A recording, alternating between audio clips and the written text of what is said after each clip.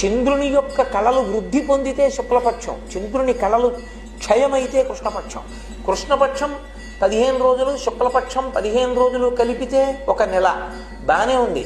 కానీ 12/30 360 రోజులు.